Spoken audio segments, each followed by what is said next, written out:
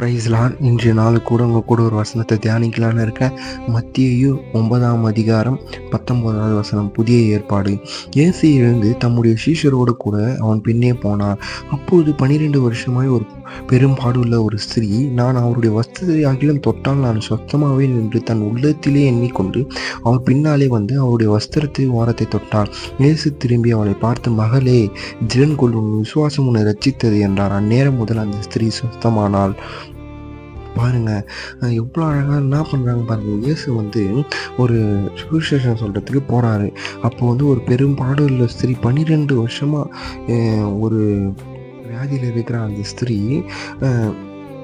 ஸ்திரீ வந்து மனசில் நினைக்கிறான்னான்ட்டு, ஐயோ, ஆண்டவருடைய வஸ்திரத்தின் ஓரத்தில் தொட்டானாச்சும் நான் சுகமாயிடுவேனே அப்படின்ட்டு. உடனே ஆண்டவர் அந்த ஸ்திரீ வந்து மனசில் தான் நினைச்சாது. உடனே அப்புறம் ஆண்டவர் இயேசு திரும்பி அவளை பார்த்து, மகளே, திடன்கொள், உன் விசுவாசம் உன்னை ரட்சித்தது என்றார். அந்நேரம் முதல் அந்த ஸ்திரீ சொஸ்தமானாள். எவ்வளோ அழகாக சொல்லுது பாருங்க இந்த வார்த்தை. ஆண்டவர் பாருங்க எவ்வளோ பேரை சொஸ்தமாயிருக்காரு. கண்ணு கொடுத்துருக்காரு, பிசாசை துரத்திருக்காரு. இந்த 9ஆம் அதிகாரத்தில் ஃபுல்லாக படித்து பார்த்தீங்கன்னா தெரியும்.